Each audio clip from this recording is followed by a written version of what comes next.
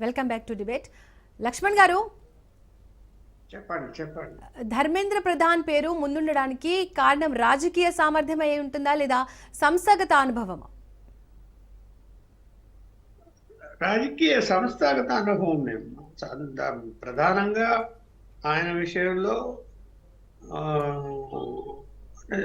Neat అంటే ఎక్కడ కూడా ఏమాత్రం కూడా ఆరోపణలు లేకుండా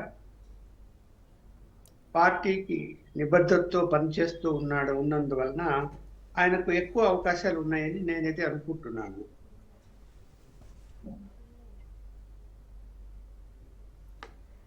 అలాగే లక్ష్మణ్ గారు, బీజేపీలో జాతీయ అధ్యక్ష ఎంపిక పూర్తిగా మోడీ అమిత్ షా నిర్ణయమేనా లేదా పార్టీలో అంతర్గత ప్రజాస్వామ్యం నిజంగానే పనిచేస్తుందా? ఏ విషయంలో ఇప్పుడు అంతర్గత ప్రజాస్వామ్యం అంటే ఇప్పుడు ఏ విషయంలో వాళ్ళిద్దరూ కాకుండా అందరూ కలిసి కూర్చొని నిర్ణయిస్తున్నారు? అనేక ముఖ్యమైనటువంటి అంశాలన్నీ కూడా ఎవరు ఎన్ని చెప్పినా కూడా ప్రతిపాదన చేయొచ్చు, ఒక్కొక్కరు ఒక్కొక్క విధంగా. ఈయన ఉంటే బాగుంటుంది, ఆయన ఉంటే బాగుంటుంది, వాళ్ళు ఉంటే బాగుంటుంది అని మంత్రివర్గ కూర్పులో కానీ అలాగే రాష్ట్రాల్లో అధ్యక్షుల విషయంలో కానీ అనేక ప్రతిపాదనలు వస్తాయి. పరిశీలించిన తర్వాత ఫైనల్ డెసిషన్ వాళ్ళిద్దరు తీసుకున్న తర్వాతనే అది బయటకు వస్తున్నది. అంటే ఇక్కడ ఇంకో విషయం మనం చెప్పాల్సింది ఏముంటుందంటే, ఈ రాష్ట్రీయ స్వయం సేవక్ సంఘ్ నుంచి కూడా ప్రతిపాదనలు వెళ్తాయి. వాళ్ళ అభిప్రాయం కూడా వెళ్తుంది అని నేనైతే భావిస్తున్నాను. వాళ్ళ అభిప్రాయం ఏదైనా ఫైనల్గా ఉండి ఫలానా అయినా కంపల్సరీగా మనం పెట్టుకుంటే ఈ రాబోయేటువంటి కాలంలో ఇలాంటి ఉపయోగాలు ఉంటాయి. ఇప్పుడు ఒకటి ఫస్ట్ ఏం చూస్తారంటే పార్టీకి డ్యామేజ్ కాకుండా ఉండాలి. అది మెయిన్ ఇంపార్టెంట్. అన్నిటికంటే పార్టీకి ప్రయోజనం వస్తుందా లేదా అనే తర్వాత ముందు డ్యామేజ్ కాకుండా ఉండాలి. ఏదైనా నిర్ణయం తీసుకుంటే ఆ డ్యామేజ్ కాకుండా ఉండటానికి నిర్ణయాల విషయంలో సంఘం కూడా జోక్యం చేసుకుంటుందని నేనైతే అనుకుంటున్నాను. జోక్యం చేసుకున్నప్పుడు వాళ్ళు ఎవరిని పడితే వాళ్ళని ప్రతిపాదించరు. కూలంకషంగా అన్ని ఆలోచించి నిర్ణయం తీసుకొని వాళ్ళు ఏదైనా వాళ్ళు సలహా చెప్తారు. సలహా తీసుకోవడంలో తప్పులేదు, ఇవ్వడంలో కూడా తప్పులేదు.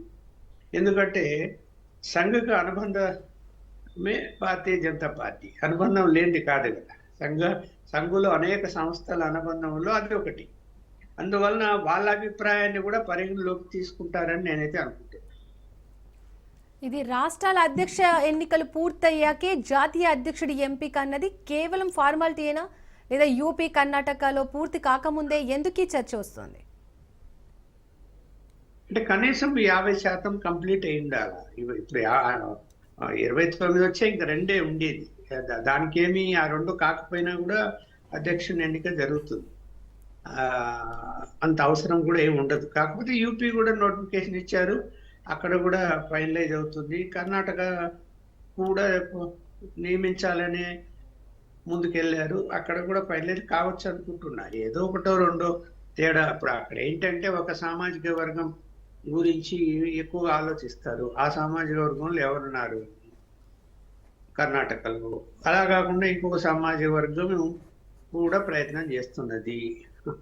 సో ఓవరాల్గా నేనైతే వాయిదా వేయరు నిర్ణయం తీసుకుంటారు 2 రాష్ట్రాలు కూడా అని అనుకుంటున్నాను. ఉత్తరప్రదేశ్ ఆల్రెడీ డిప్యూటీ సీఎం నియమిస్తారు అన్నది వస్తున్నది. చూడాలి ఏం జరుగుతుంది. ఇవాళ రేపటి కల్లా తెలిసిపోవచ్చు అక్కడ విషయం కూడా. లక్ష్మణ్ గారు, కాబోయే జాతీయ అధ్యక్షుడి ఎంపిక ప్రభావం 2029 ఎన్నికలపై ఎంతవరకు ఉండే అవకాశం ఉంది?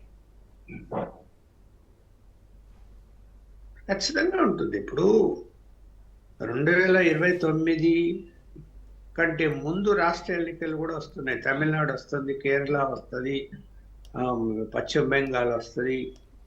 ఇవి కాస్త పశ్చిమ బెంగాల్ను చాలా ప్రెస్టీజ్గా తీసుకుంటున్నారు. అందువలన తమిళనాడులో చూశాం కదా, ఇవాళ తమిళనాడు రాజధాని తిరువనంతపురంలో జరిగిన మున్సిపల్ కార్పొరేషన్ ఎన్నికల్లో బీజేపీ ఒక మెజారిటీ వచ్చింది. అంటే 51 సీట్లు వచ్చాయి, 102 కాదు. అంటే అధికారంలోకి వచ్చినట్టే. అక్కడ 1 సీట్లు ఎక్కువ వచ్చింది చాలు. మరి చిన్న విషయమా? తమిళనాడులో అంత రాజకీయం నడుస్తున్నది ఎక్కడ? డిఎంకే వాళ్ళు బీజేపీని ఎంత అణగదొక్కాలని ప్రయత్నం చేస్తారు, అన్ని చేస్తూ ఉంటే అక్కడ రాజధానిలోని మున్సిపల్ కార్పొరేషన్లో ఇవాళ బీజేపీ బాగా వేసింది అంటే ఇక రాబోయే కాలం ఎలా ఉంటుందనేది ఆలోచించండి. అందువలన ఇక్కడ టార్గెట్ పశ్చిమ బెంగాల్, తమిళనాడు, కేరళ. కేరళ కూడా పరిస్థితి మెరుగుపడుతూ ఉన్నది. అందువలన దానికి అనుకూలంగా పనిచేసేటువంటి నాయకత్వం కావాలంటే అన్నప్పుడు జాతీయ నాయకుడిని ఎవరిని నియమించినా ఆయన ప్రభావం దేశం అంతా ఉంటుంది, లేకుండా ఏం ఉండదు. ఎవరిని అనామకుడు నియమించారనుకోండి, చెడ్డ పేరు వస్తుంది, ఖచ్చితంగా డిస్కషన్ వస్తుంది. చూడండి, అమిత్ షాను మోడీ గారు జాతీయ అధ్యక్షుడు ఒక అనామకుని పెట్టారు అంటే ఆయనకి ఏమి అంటే అధికారాలు ఏమి లేకుండా అంతా వాళ్ళే చెలాయిస్తున్నారు పార్టీలో అనేది వస్తుంది, ఆ సిగ్నల్ వస్తుంది. రాకూడదు. నడ్డా గారు ఉన్నారు, అలాంటి సిగ్నల్ లేదు కదా. నడ్డా గారు స్వయంగా అన్ని కొన్ని నిర్ణయాలు తీసుకుంటాడు, దేశం అంతా పర్యటిస్తాడు, మళ్ళీ ముగ్గురు కూర్చొని ఏదైనా ఫైనల్ గా నిర్ణయాలు తీసుకుంటారు. ఇలా జరుగుతున్నాయి కదా. ఆ కాంబినేషన్ అనేది మెచ్చుకున్నారు, సక్సెస్ కూడా అయ్యారు.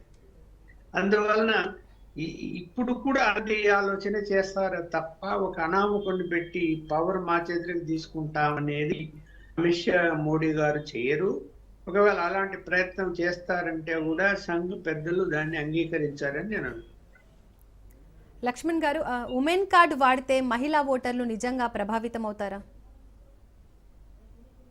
ఇప్పుడు ఉమెన్ కార్డు చాలా చేస్తున్నారు కదా. ఇప్పుడు భారత రాష్ట్రపతినే మహిళలను నియమించారు కాబట్టి ఆ సిగ్నల్ చాలా వెళ్ళింది. అయితే ఇప్పుడు 33% చట్టం అయింది, కానీ ఇప్పట్లో అది అమల్లోకి రాదు. ఎందుకంటే జనాభా సేకరణ కంప్లీట్ కావాలి, జనగణన అయిపోవాలి, అయిపోయిన డిమ్టెక్ కావాలి. తర్వాత 33% అంటే 2020 నాటికి అప్పటికి సాధ్యమయ్యే పరిస్థితి ఉంటుంది. కాబట్టి ఇప్పుడు ఇమ్మీడియట్ గా ఆ కార్డుతో ముందుకెళ్ళాలని ఇప్పుడు చూడండి, మొన్న వెళ్ళారు బీహార్, గెలిచారా లేదా? గెలిచారు. ఓడిపోతారని అందరూ చెప్పారు, గెలిచారు. అందువలన ఆ కార్డుతోనే గెలుస్తారు అన్నది ఏం లేదు. మహిళల సంక్షేమ కార్యక్రమాలు చాలా చేస్తున్నారు, అవి కూడా పనిచేస్తున్నవి. అందువల్ల ఆ కార్డే ఉపయోగించాలా అని అయితే ఏం అనుకోరని నేను అనుకుంటున్నాను.